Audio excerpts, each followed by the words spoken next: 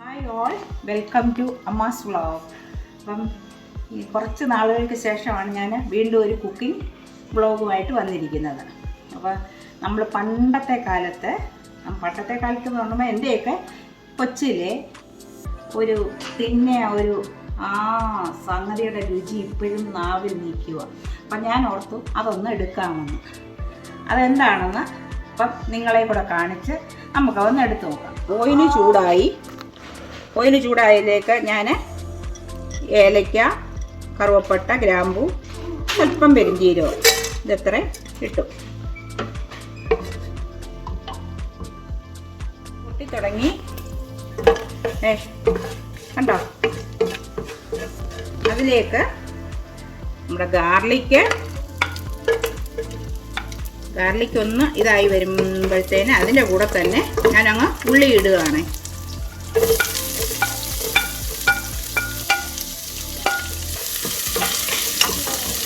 നല്ല എരിയുള്ള 2 പച്ചമുളക് ഉണ്ടെങ്കിൽ നല്ലതാണ്. നമുക്കിവിടെ നാടൻ പച്ചമുളക് എൻ്റെ കയ്യിലില്ല. പച്ചമുളക് ഉണ്ടെങ്കിൽ ഇതിൻ്റെ കൂടെ കീറിയിടണം, 2 പച്ചമുളക് കൂടെ. കുഞ്ഞുങ്ങൾക്കധികം എരി വേണ്ടാത്തതുകൊണ്ട് ഞാൻ പച്ചമുളകൊന്നും ഇടുന്നില്ല. നല്ല ഗ്രീൻ ചില്ലി ഉണ്ടെങ്കിൽ 2 എണ്ണം ഇതിനകത്തോട്ട് കീറിയിടുക.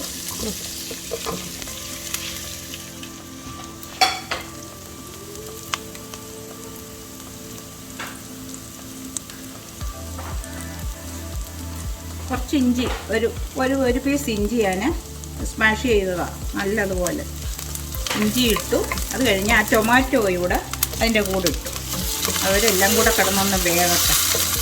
ഇതങ്ങോട്ട് വെച്ച് വരുന്നുണ്ടെങ്കിൽ ഇതിൻ്റെ മണവും ആ ടേസ്റ്റും എല്ലാം കൂടെ ഒന്നും പറഞ്ഞറിയിക്കാൻ പറ്റത്തില്ല. നിങ്ങളതെല്ലാവരും ഒന്ന് വെച്ച് നോക്കണം. ഇനി ഇത് അങ്ങോട്ട് നല്ലതുപോലെ ഒന്ന് വെന്ത് കിട്ടട്ടെ. അപ്പം നമുക്ക് പറങ്ങാണ്ടിക്കറി വെക്കാൻ പറ്റുമോ ഇല്ലയോ എന്നുള്ളത് നമുക്കൊന്ന് നോക്കാം. പിന്നെ ഒരു കാര്യം ഞാൻ മറന്നുപോയി, കോക്കനട്ട് മിൽക്ക് അത്യാവശ്യമാണ്. ഞാനിവിടെ കോക്കനട്ട് മിൽക്കിന് ചെറിയ ടിന്ന് കോക്കനട്ട് മിൽക്ക് എടുത്തിട്ടുണ്ട്. ചെറിയ ടിന്ന് അവരവൻ്റെ ആവശ്യത്തിന് അനുസരിച്ച് തേങ്ങാപ്പാൽ ചേർക്കാം. ഇതൊന്ന് നല്ലതുപോലെ വഴണ്ട് കിട്ടണ്ട.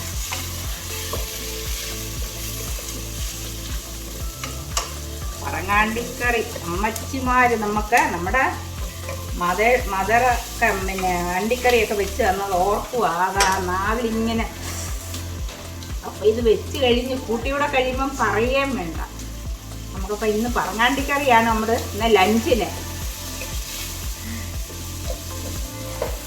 അപ്പം നമ്മുടെ ഉള്ളി ടൊമാറ്റോയും നല്ല ഭംഗിയായിട്ട് വഴണ്ടും. അതിലേക്ക് നമുക്ക് വേണ്ട പൊടികൾ ഇടുകയാണ്. ചില്ലി, ഒറിയൻഡർ പൗഡർ, പിന്നെ ടർമറിക് പൗഡർ എല്ലാം ഉണ്ട്. എത്ര എടുക്കണമെന്നുള്ളത്. അപ്പോൾ ഇത് നല്ലതുപോലെ ഒന്ന് അതിൻ്റെ പച്ച മണം മാറുന്നിടം ഒന്ന് വഴറ്റിയെടുക്കുക.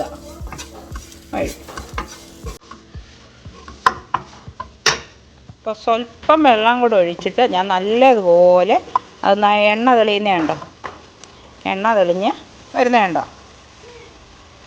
അപ്പോൾ നല്ലതുപോലെ വഴറ്റിയതിന് ശേഷം നമുക്കിതിൻ്റെ ആവശ്യത്തിന് വെള്ളം ആഡ് ചെയ്യാം.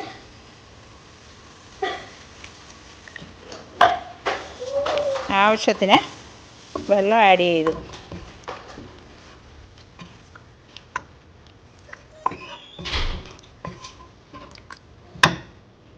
എന്നിട്ട് ആവശ്യത്തിന് ഉപ്പ് അവരവരുടെ ആവശ്യത്തിന് ഇടുക. ഇനി ആ വെള്ളം ചേർത്ത് ഒന്നുകൂടെ ഒന്ന് തിളയ്ക്കട്ടെ. നമ്മുടെ ഗ്രേവി ഭംഗിയായിട്ട് നല്ല ഇതായിട്ട് വെന്തിട്ടുണ്ട്. എണ്ണ തെളിഞ്ഞ് വന്നു. ഇനി ഞാൻ അതിലേക്ക് നമ്മുടെ നട്ട്സ് ഇടുക. ഇവിടെ പറങ്ങാണ്ടി അങ്ങോട്ട് ഇട്ട് കൊടുക്കുക. ഇനി ഈ പറങ്ങാണ്ടി നല്ല ഭംഗിയായിട്ട് വേകണം. ഇതിൻ്റെ ഉപ്പ് എരി എല്ലാം ഇതേ പിടിക്കണം. ഒന്ന് ഓർത്ത് നോക്കിക്കേ, പറങ്ങാണ്ടി കിടന്ന് വേകുന്ന കണ്ടോ. അത് ഇട്ടപ്പോഴത്തേന് അതിൻ്റെ ആ ഒരു സ്മെല്ലും. ഇനിയും കുറച്ച് വെള്ളം കൂടെ ചേർത്തിട്ട് ഇത് കിടന്ന് വേകണം. ലാസ്റ്റിലാണ് നമ്മൾ ചേർക്കുന്നത്. അന്നേരം അത് കാണാം അത് ലാസ്റ്റ് ചേർക്കുന്നത്. ഇത് നല്ലതുപോലെ വേകട്ടെ. അടച്ചു വെക്കുകയാണേ. കറി എന്തോ ആയെന്ന് നമുക്ക് നോക്കാം തുറന്ന്. ആ, മുക്കാലും പറ്റിയൊക്കെ വരുന്നുണ്ട്. ഇനിയും നമുക്ക് അടുത്ത പരിപാടി കോക്കനട്ട് മിൽക്ക് ഇതിലേക്ക് ഒഴിക്കുക.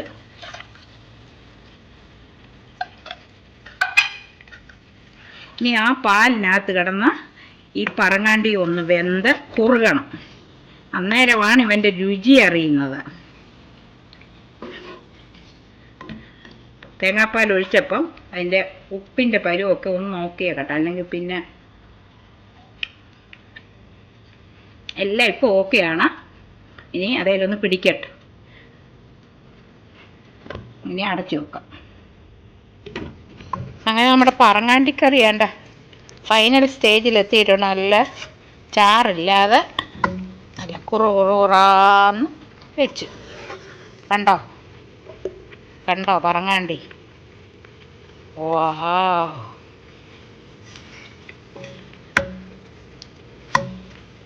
അപ്പം എല്ലാവരും ഇത് വീട്ടിലൊന്ന് ചെയ്ത് നോക്കുക.